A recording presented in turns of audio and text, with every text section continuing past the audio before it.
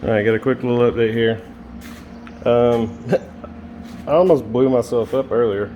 The freaking charcoal canister vent tube that's cut off and hanging down underneath there. One of the sparks off the welder hit that joker and heard a pop. I freaking pretty much pushed this thing all the way down the driveway in neutral. Dragged all my shit out into the damn yard over there. Fell down the hill. My welder was down there. Welding bottle was laid out in the yard. It was scary as hell. But anyways, now that I'm not on fire, this is kind of what I did. So y'all probably seen this 100 times, but I think that's 2x2 or 2-inch square, whatever you want to call it. I used some old bolts that I had right here, drilled through all the way to the bottom for that, and then just pretty much when I put this, and don't mind the horrible welds, I'm using flux core right now because I ran out of gas and I don't like it.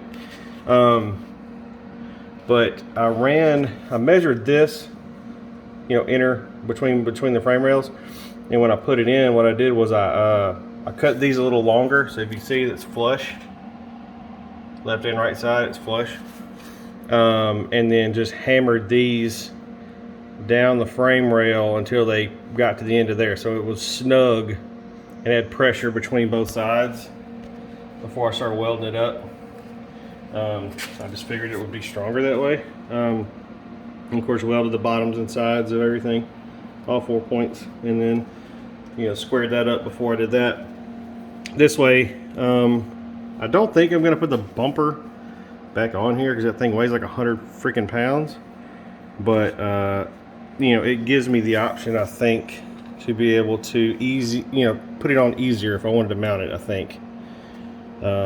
Still have to build some other bracketry and shit like that, but I think what I'm gonna do is cut these off up here, and then this piece of floor has got the little cross member underneath it, and I'm gonna try to slide it if it'll fit. Now it may not fit with these bolts here, so I mean I don't know how far it sticks out, so it may not work now that I think about it, but I'm going to try to put a piece back here to cover this back up.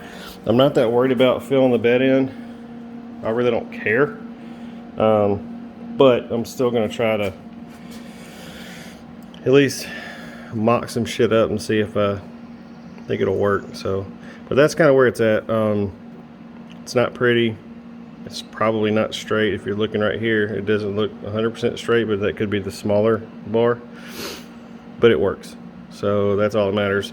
And now I've got to go up front and figure out how to close that header panel, or whatever you call it, right here, weld it back to the floor with all this rust along the bottom that I didn't realize.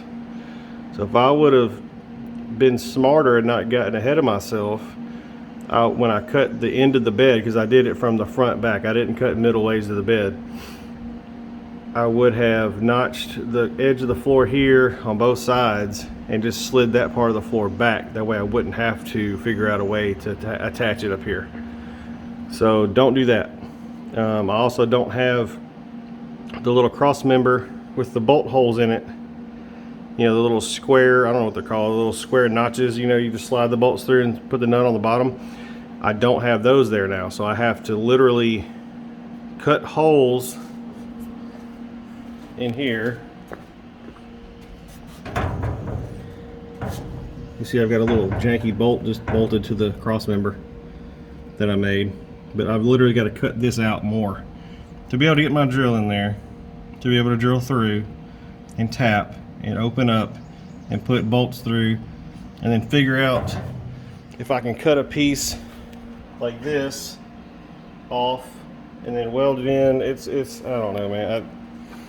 I wasn't thinking. So more than likely, since I'm not going to use this, the only time I'll ever use this as a truck is this area right here. This area is going to be closed up like all the way. That way if I go on a trip or something, me and my wife take this thing somewhere, I think there are suitcases back here. I'm not worried about the rest of it, just up here. So I honestly, just because I don't care, I may just cut those holes bigger, bolt them through, and just leave the holes there. I don't really care. I mean, I'm gonna have to be able to get to it to take the bed off, but this is not a show truck. This is not I'm not trying to show my craftsmanship because it's lacking a little bit. This is some redneck shade tree crap right here, so I'm not really that worried about making it perfect. So for now, that's probably what I'll do. I'll do it that way, and then maybe later on I'll notch the floor out and put those pieces in. I don't know. But for now, I'm just gonna try to figure out a way to attach that front panel of the bed back to the floor and the sides without blowing holes in everything because of the rust. But when I figure that out, I'll let you know. But right now, this is where I'm at. Truck's got a really crazy stance to it. I pushed the fender out right here. You can kind of tell it's kind of almost wide body looking in the back, because I did a staggered setup, and you're not supposed to do that on these trucks, but it does fit. It's eight front, 9 rear. It does fit. There's not a lot of room, but it fits. Anyways, so that's it for today. I'll probably, if I figure that piece out up there, I'll make another video about it and just throw it up or whatever. Like I said, everybody's done the bed cuts here and there, and then some people have done the cuts like I did here and up there. Either way it goes, I don't think you can really go wrong with it. It's not that hard. I mean, I've got to close up this little hole here on the end, or cover this or something. I don't know. I'm not really worried about it. I'll probably just drive it like that for a minute. Like I said, don't really care. The lighter the better, I guess, right? These Crown Vic motors don't make a lot of power, so I guess any weight lost, as in the bed itself, is probably a good thing.